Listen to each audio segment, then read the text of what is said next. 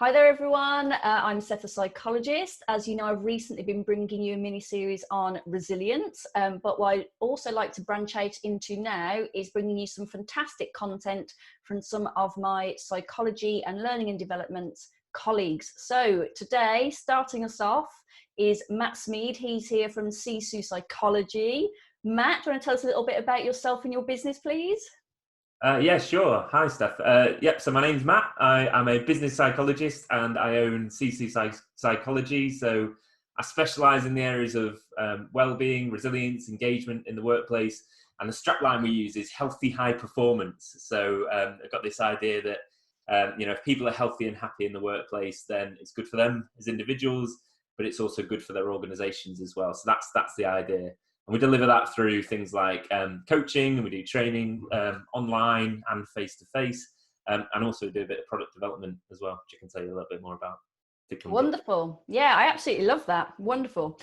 Okay, so today we're going to be chatting to you quite specifically about things like well-being, things like resilience, things like mental health. And in particular, Matt, I'd love to hear your thoughts on how we can embed learning into organisations to support these elements. So what are your thoughts on that, on how we can embed that learning? Yeah, lots. So obviously Fab. really interesting. So really interested in the areas of like well-being and resilience. It's what I've done for years, and interested in all different aspects around it and how to deliver the training and all that sort of thing. But what I'm really interested in is how do you get some of this stuff to actually stick? Because I don't know about you, Steph, but one of my kind of the problems or the worries that I have now and then is that I go and deliver these training sessions and I do my interventions and I think I do a really good job and the feedback tells me that I do a good job. But then, you see people for only limited amounts of time and then they kind of go away from the sessions and they say they had a brilliant time there, but then they go back into the chaos of like everyday life. And did they actually change anything? Has that actually changed anything for them as an individual, or has that had an impact on their teams or their organizations? And that is where I've found there's a little bit of a gap in the industry. I don't know what you think. But yeah, I think there's a bit of a gap there that people are delivering all sorts of really great content, but how do you measure it? And is it actually sticking? That tends to be less well known, I would say. Yeah, I totally agree with that. And again, as we know from some of the research, that actually a lot of learning and development interventions, a lot of training that goes on in organisations doesn't embed as well into the session, after the session. So exactly as you just said, we can go in and create a great environment, a great learning space, and people can take a lot out of that in the time, and the feedback will be great from the people that have taken that course, for example, or that coaching session.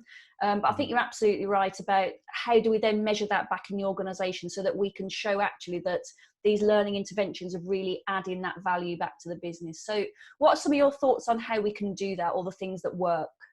Yeah, so on an individual level, I'm big into habits. I'm really interested by habits and the power of habits. I read something the other day that said that I think 45% of everything we do on a daily basis is driven by habits and automatic behavior. So if that's true, we need to be changing some of those habits. We need to be getting those habits to stick, to make our learning stick long term, I think. So I'm really interested. I don't know if you've come across all the science behind habits and all that side of things.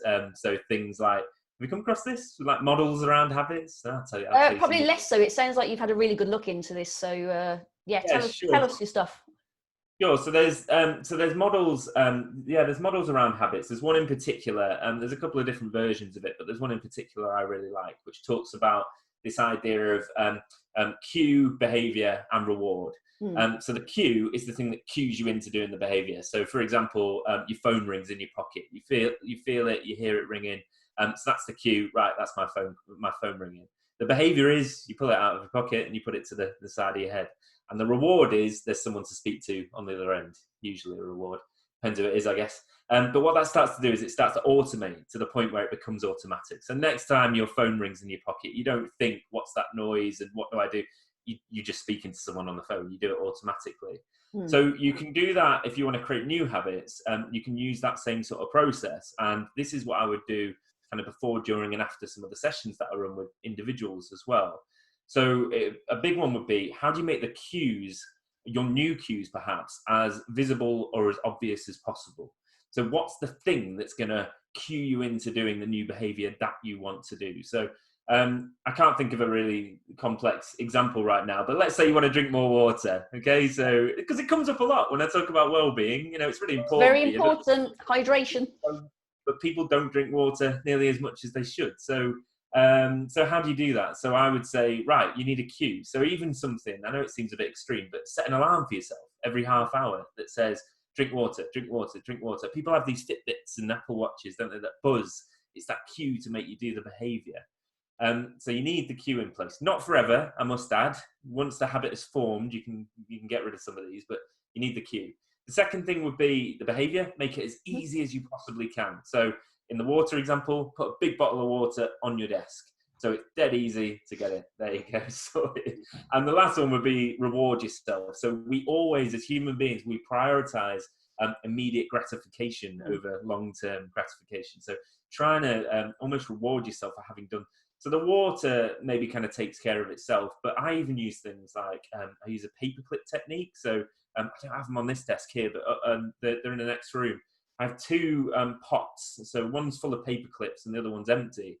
And if I want to start doing a new habit, every time that I do it, I will move one paperclip over to the empty pot. The idea is that if it gets to 3 o'clock and I've got nothing in that empty pot, it means I'm not adhering to that particular habit. So it's visually showing me that I'm sticking to that. So it seems kind of relatively long-winded, but the idea is how could we almost build some of the interventions that we do around this cue, behavior, reward model? Because if we can get that in place, when people go back into the workplace, if they've got the cues in place, if they've made the behaviors as easy as they possibly can, start really small, they're more likely to actually do the new things rather than when they head back into the workplace.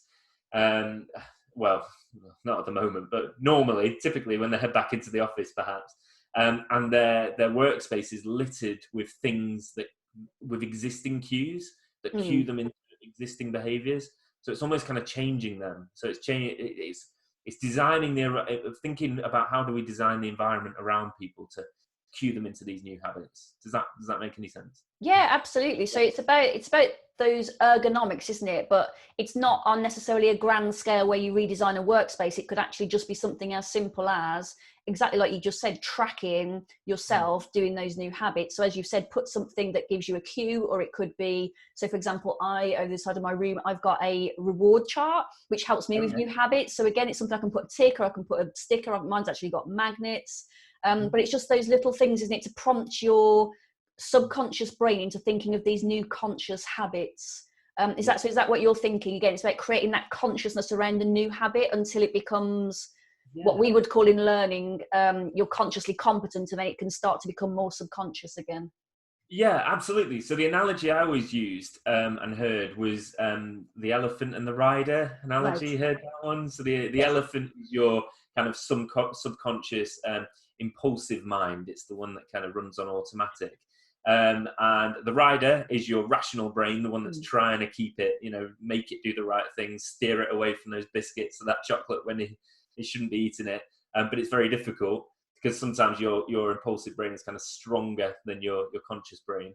But then the final part of that is the path that the elephant's walking on, and that's the environment around yourself. So that's how are you designing that environment. And like you say, it's not redesigning whole workplaces perhaps, but I'll give you a dead simple example would be, I run sessions on stress and well-being and resilience and all the rest of it. And one thing that comes up all the time is that people hate emails and they hate meetings and back-to-back meetings and constant flow of emails, and it gets, it stops them doing what they want to do and it causes them stress.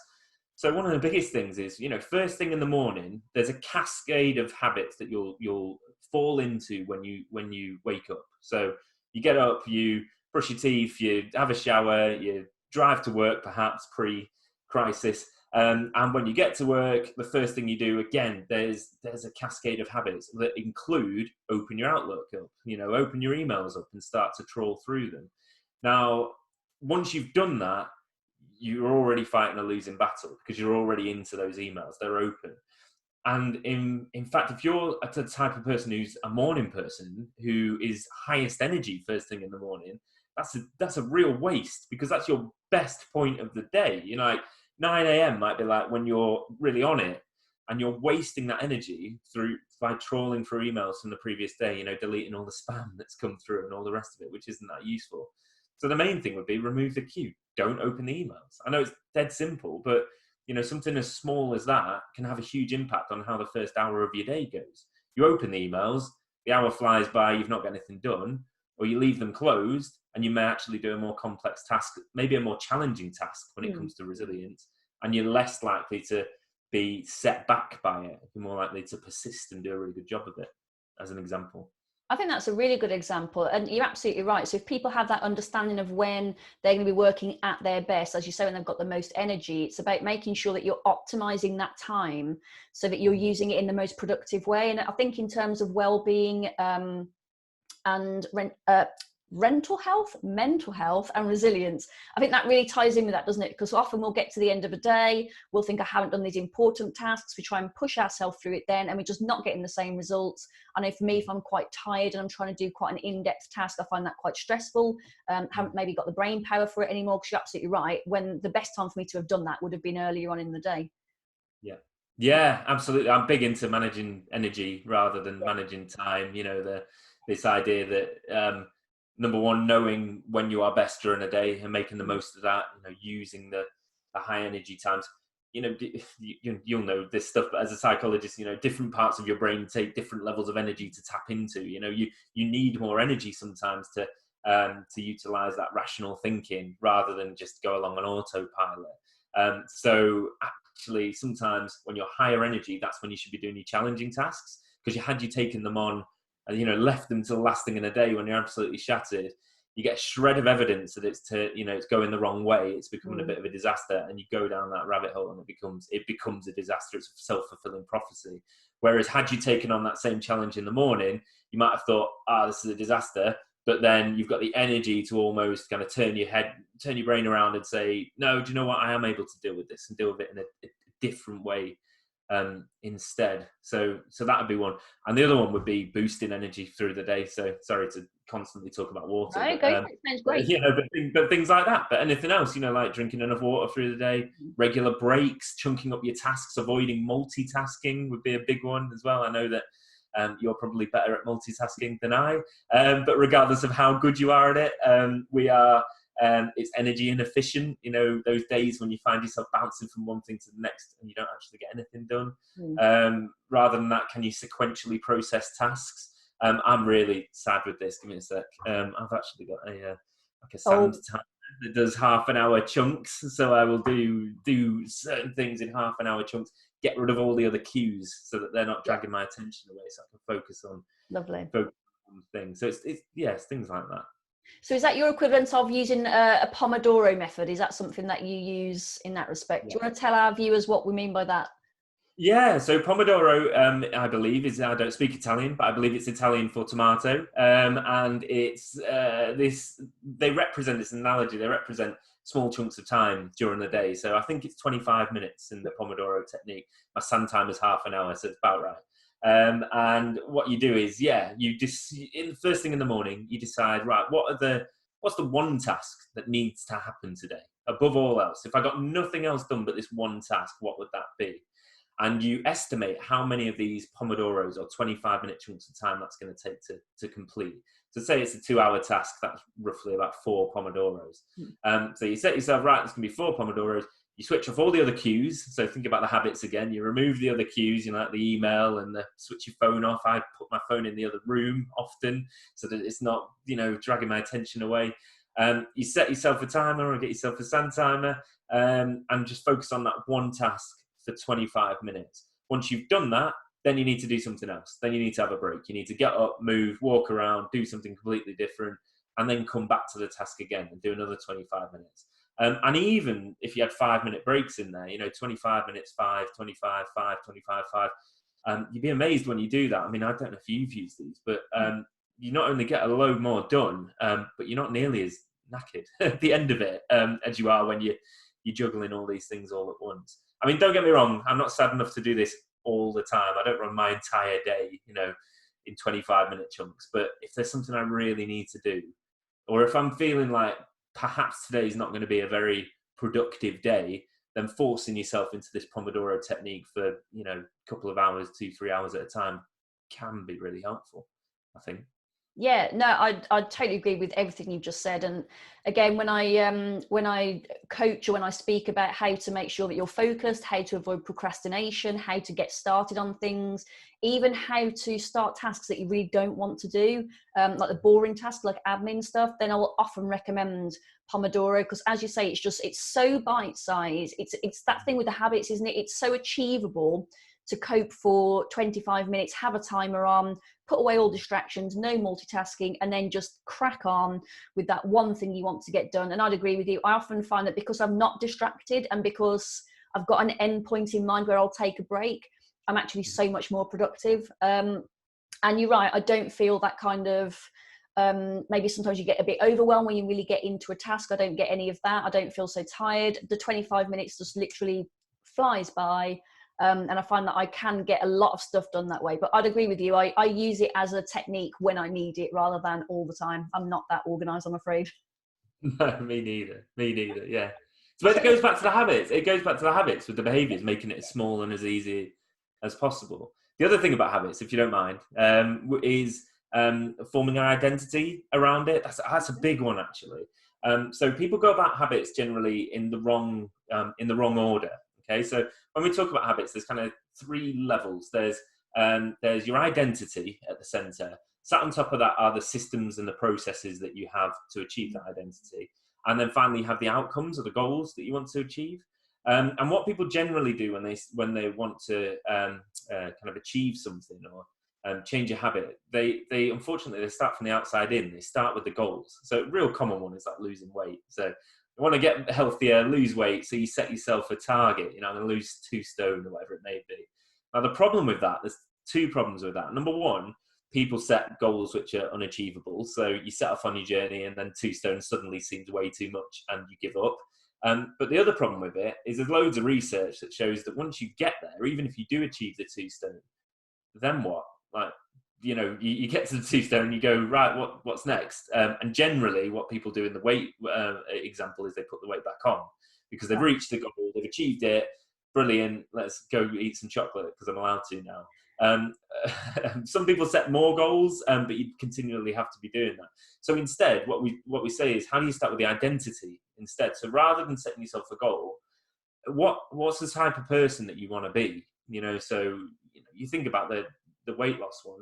Maybe you just start talking about yourself as, I'm someone who regularly exercises. You know, the person who your friend or your family or all the rest of it, who they're just fit, you know, a fitness freak. They love it. They love doing exercise. Well, maybe you tie your own identity around that. I'm a cyclist. I'm a runner. You know, it's an identity-led goal rather than focusing on the outcome. So you pick yourself an identity. You prove it with small wins. The systems are still important, the processes. So, you know, maybe you need to do more exercise and eat less chocolate as an example. That would be the process. But then the idea is that the goals and the outcomes, they'll look after themselves. You know, you can track them if you want, but they'll look after themselves. And you're much more likely to sustain that long term rather than, you know, you're not going to get to a point and say, right, I've lost the 2 stone, what now? Because it's just an identity that you have. And another big one, which resonates with people quite nicely, and has worked for myself, is moving from I can't to I don't. I don't know if you come across this. So rather than saying, so it's identity led as well. So rather than saying I can't do something, it's I don't. It's not part of my identity. And a personal example would be a couple of years ago, I was drinking way too much caffeine, coffee and tea and all the rest of it. And I thought it was getting to me, you know, I thought it was affecting how I felt. So I thought, right, let's give up caffeine. So being a psychologist, I disregarded all my advice and all my what I know, and I basically just tried to do it and set myself goals of going to do it for a week or 2 weeks and see what sticks. And it didn't work. And it was only finally by doing the identity-led stuff that it stuck. So I would start to say, I don't drink caffeine. And it sounds really simple, but rather than, oh, I can't have a cup of tea today because I'm off caffeine at the moment. It's I don't. In the same way that a vegetarian wouldn't say, oh, I'm not eating burgers today. You know, I can't. It's I don't eat meat. You know, that's part of my identity. And we're 2 years on, and I've not had any caffeine apart from maybe in Jaeger bombs, but does that count? Oh, Maybe. doesn't count if it's got Jaeger in the title. Yeah. I think that's such a fantastic example, Matt, and I love that point, like you say about that fitness. So your new identity could be, I am a fit person, or I am a healthy person, or I make healthy choices. And as you said, and I know certainly even years ago I read something which was to help people give up smoking, and it actually said if someone offers you a cigarette while you're quitting, don't say I don't smoke at the moment. You just say no, I don't smoke.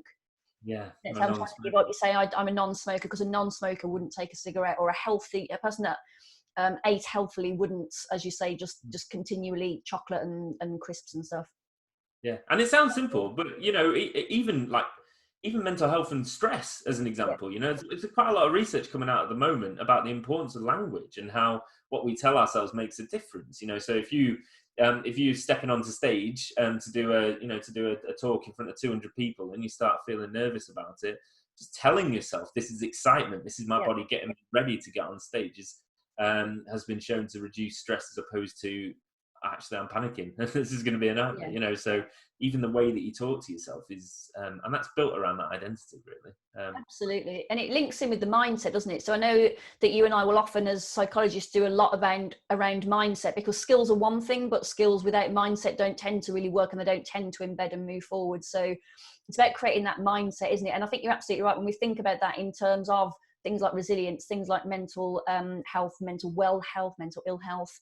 And well-being. It's about, as you say, so again, like just a really simple one with the water. One of my identity things is I drink a lot of water, and that means if I then don't do that, I don't feel right. And it's not because I'm not drinking the water; it's because I know that I'm the person that drinks the water. So Yeah, if I'm not doing that, it goes against my identity. But I know that it's a healthy behaviour, so I want to encourage that. yeah, And similarly, I mean, personally for me, I had an experience with the resilience. So in my past, where I didn't feel very resilient, and I thought that I wasn't. But actually, now that I've changed that mindset around to I am resilient, actually I find that exactly what you're saying, you kind of live that reality, don't you? It's that mindset piece around believing it before you do it, which is part of that identity that you're saying, which actually creates that reality for you. yeah.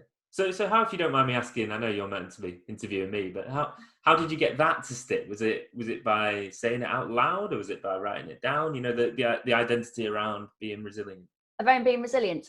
Mm. Essentially for me, it was about finding evidence that I was. So what I'd done, because I'd been assessed on something which basically brought me out, like a psychometric, which brought me out as not resilient, or contraindications for resilience. I really took that on as my own personal story. And again, it's that story we tell ourselves. So in my head, I wasn't a resilient person because often I'll be anxious, and often I won't be able to cope, and things will get to me and I'll be quite emotional. But actually, it took someone to say to me, actually, you say you're not resilient, but here you are again. You've turned up again. You've bounced back again. Every time something knocks you down, you get back up. And it was having that story that I was telling myself, challenged by someone who actually had this evidence to say, this is what you're actually doing. Your behavior doesn't match what you're saying. That it made me realize that it was a story I had been telling myself. So that for me was a big turning point. So actually, I am a resilient person.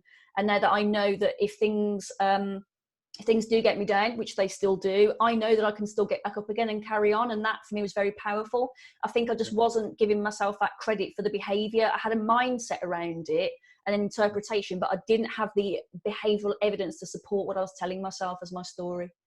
Got you. And we've got all these biases as well, which kind Don't of help. go well. They can go one or two ways, can't they? So, but again, sorry, but I'm really interested in biases because they're linked to some of the stuff that I've been talking about. You know, this is all behavioural psychology, but biases, you know, even the word bias has quite a lot of negative connotations associated with it. But actually, biases can be quite useful sometimes. You know, like you talked about there, that's a classic example of like confirmation bias, because Yes. maybe 10 people have told you that you are very resilient, but you've got one piece of, you know, paper that says you're not. So that must be all the evidence that you need to say that you're not. And that confirms a theory that you have. But then you can use that same sort of bias and that same mental shortcut to flip it around. You know, if I'm going to focus on the piece of evidence that says I am resilient and collect that instead, then that can help me to confirm that new identity rather than the old one. So I found that really interesting. Yeah. Absolutely. And again, as you said earlier, this is where those little cues, like putting the paper clips from one pot to another, or putting a star on a reward chart, this is what helps us to visualize and to externalize those behaviors. Often, as you know, our behaviors are really just quite automatic. And obviously we as psychologists do spend a lot more time probably looking at our own behaviors, but looking at other people's as well. But it's very easy to just get sort of caught up in those daily habits, and those things you tell yourself will be included in that. And sometimes it just needs that little sort of shock to the system to go, right, how am I going to just break this habit up? How am I going to create this new neural pathway to a new habit that I want to cultivate? Yeah, absolutely. Love And so, it. Easy, right? pardon? Easy, right? Yeah, nailed it. Yeah, High that's five. why we're all doing it. That's why we're all doing it all the time. No. So behavioural nudges, this is the term I've been hearing lately. What are your thoughts on this? Is this pretty much what you've been saying anyway? Yeah, so it's linked to this. Yeah, so nudge theory comes from, I don't know if you've read the book, but Richard Thaler wrote a book, an American psychologist, wrote a book on nudge, which I believe was called Nudge, just to make it simple. So I think that was a while ago now. That was probably 2008, 2009, so a fair way back. But he also won a Nobel Prize around these same sorts of ideas as well. But its influence, I mean, it influences all sorts of things. Around the world now, there's what they call behavioural nudge units or behavioural insight units. There's one in the UK that was set up under David Cameron. When he started doing all the work around the ONS and gross national wellbeing. I believe it was a similar time that they introduced these behavioural insights teams, the nudge teams. And it's to influence people's behaviour, really, using small changes. So the classic one that they always talk about is an American example where they get people to opt into pension payments. So that's the classic example that's always used around these nudges. So if you have to opt in to pay into your pension, then you're less likely to do it. The motivation's there. You want to pay into your pension, but you just don't get around to it. Whereas if you switch it around and you automatically opt people in to paying into their pension, then they never get around to cancelling it. It's almost the opposite. So even if they're motivated, actually, I could do with the money now, they don't bother. And there's even ones... Oh, can you still hear me? I can still hear you. I think your picture's frozen, but we can still hear you. Hello? Hello? Lost you. Can you hear me? I can hear you fine. Matt, so how can you use some of this content in the workplace? How can you use nudges in the workplace? Yeah, so I think there is an opportunity to do that. So generally the nudges are done on like a macro scale to influence, whole populations and their sorts of behaviours. But, on an individual level, or even across small teams or organisations, you can use nudges as well. So, I'll tell you an example of one thing at the moment that's a nudge, is the one-way systems around the supermarket, and they've got their little things on the floor, the markers on the floor. That's a behavioural nudge. It's meaning that you see that, and even subconsciously, you know that you need to stand that sort of distance away from somebody else. So I've heard really interesting things that people use in the workplace, like markers on the floors. So, for example, they use little steps on the floor they use it for health and safety, to make sure that people walk up and down the stairs in the right way, but maybe even from a health and well-being perspective. So came across one company who they had these steps painted on the floor round the building. So it was to encourage people to follow that track around the building and see where those steps went. So it's almost kind of getting people to walk as a result of that. Another big one around nudging is the social norms that exist. So what you tend to find is, let's take something like flexible working as an example. There's all sorts of social norms that exist around that. So people generally say that they're advocates of flexible working, that they would like to do it and that everybody else should be able to do it, but people underutilize it. So I actually think we've got an opportunity at the moment, given all that's going on with the COVID crisis and all the rest of it, to reform some of those sorts of habits and those sorts of social norms, because people are working from home more than they were before. But even, back to the nudges, I came across one company as well. There was an example I read where they even changed the default settings on Outlook so that the day was ran from 10 till 3 rather than 9 till 5. And that just even subconsciously, so you could still put things outside of those times, but you'd have to scroll a little bit. And it's even those tiny little nudges that make you think, oh yeah, maybe I should go home to do that call, or do I even need to do that call in the first place? If it's outside of the core hours. So it's just trying to almost just make people think a little bit more consciously about some of the things that they're doing on an everyday basis. And I'd be really interested. I don't think that companies utilize this enough, really. I'd be really interested to see what ideas are out there, rather than the typical, let's just invest loads of money in a wellness program, or build an on-site gym, which I think, don't get me wrong, I'm not necessarily having a go at those things. I think that's better than nothing. But how are you actually taking the extra step to make sure that people want that, or will actually use it? And because it involves a change of behavior, because if they didn't have those things previously, they're going to have to change behavior by definition to start using them. So you're going to need some sort of behavioural psychology, some sort of nudge system behind that to get them working. And yeah, I think that might be the next kind of stage in terms of workplace well-being, is how we actually utilize behavioral psychology, behavioral economics to get some of this stuff to stick, really. And Matt, technology. yeah, I was going to say, this is absolutely fascinating, and I know you and I could sit and talk about this all day. Last question. So any digital products that you would recommend, or that you think work well, anything, or any way that you think digital products can be brought into this conversation more? Yeah, well, digital products are great because they tend to have behavioral psychologists on staff.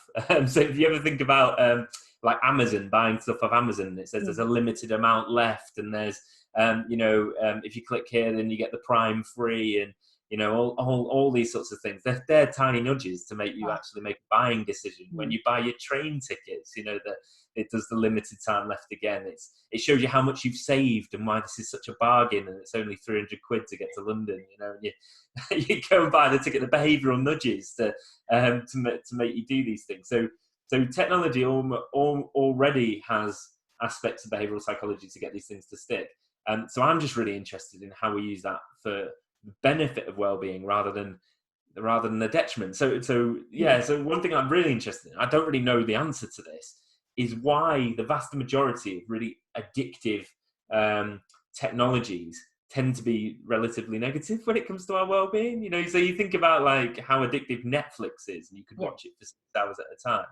Why can't the gym be as addictive as that? I know it is for some people, but you know what I mean. Or the people get into their Fitbits and all the rest of it, but is it as big an industry as some of the other, e-commerce industries or entertainment industries? Perhaps not. So can we use some of the lessons that they've learned, but for positive things? And there's loads of examples of that. So I've talked about like your Fitbits and your Apple Watches, and that's all behavioural psychology, nudges and all that sort of thing. I've got an app as well that I've built, which is all around tracking habits. So it's a companion app that goes alongside the training that we run and the coaching. And it provides a number of things. So you add courses to it, and you can access materials through there. It's got a habit tracker on there, so you can track your habits over time. It's even got a feed, so you can interact with other people to see what everyone else is doing in terms of adhering to the goals that they set or the commitments that they made to themselves during the session. So the idea of that was to try and make the training and the coaching a little bit more sticky. Get it to stick long term. Give them something else to do. They reckon that people spend about 3.5 hours every single day on their phone. So let's deliver it through the phone. Let's get some of these things delivered through people's phones. So they're going to be constantly looking at them. It uses notifications, pop-up notifications that you can set, by the way, so they're not going to be annoying you all day long, to nudge you into these behaviours. So yeah, it's all that side of thing that I'm really interested by, and the insight that technology can give as well. Unless it's a report telling you that you're not resilient, in which case, in which case, less useful. Yeah, don't do that. That sounds absolutely fantastic, Matt. Really looking forward to seeing that. And I know that at the moment you're just working with that and getting that rolled out. Is that right? Yeah, absolutely. So it's launched. And it's available. Number of different audiences, really. So if you're If you're a trainer, either freelance or you work within a business, you can upload your own courses onto there and use it with your own courses that way. If you're an internal trainer or facilitator within a business, again, you can upload courses onto it. Or if you want to utilize some of the courses that we've already got, primarily around we've got wellbeing, there's one around managing psychological health and safety, which is a whole other session in itself. How managers can really have conversations about well-being with their staff. There's even one around emotional intelligence as well. So if you want to access some of those, you can purchase them through the app as well. So yeah. Perfect. It sounds really useful, and I know certainly from my point of view as a psychologist that consults with organisations, often it's hard to demonstrate the ROI that you're delivering. So you're having a great session, people are taking things away, they're committed to going and doing things. You might be having action learning sets or coaching to see how that's working, but you're absolutely right. Sometimes those tangible aspects are much harder to capture, aren't they? And much harder to sort of demonstrate that learning journey that either individuals are going on, but also that organizational culture journey. So I think that really fills that gap that certainly I know I've experienced in the past, where I've not been able to demonstrate the impact that we're having. Yeah, absolutely. So we didn't have time to get into it this time around, but this maybe came across, but I love data. I'm a data junkie. I love it, and the more data we can collect, whether that's people actually adhering to their habits on their habit tracker, whether that's accessing some of the content after the session, you're able to tell if they're doing that. But the other thing is you can also administer questionnaires through there as well, so you can carry on sending people little prompts. How are you doing? What impact have you stuck to your commitments? What impact have those commitments had when you've got back into real life and that side of things? So it's all about how do we collect as much data as we possibly can, really, through something like that. Absolutely amazing. Well, I'll tell you what, I think we should get you on again, because I'd love to hear much more about that. Love to hear about how that data is really driving things forward. So let's definitely do this again, Matt. I think that's going to be really valuable for our viewers. Yeah, I'll always talk about data. Yeah, all day long. No problem. I think we could talk all day. Right then, thank you so much, guys. That was Matt Smeed from Sisu Psychology. I've been Steph Snade, Steph the psychologist from Synergy Consulting, and we'll come to you again soon with more fantastic content. And again, very soon, back with Matt to talk to us more about data and how we can use it to embed learning. Right. Hope you enjoyed the video. Let us know. Give us a little subscribe, a like, comment. We'd love to hear your thoughts. And we'll speak to you soon. Thank you.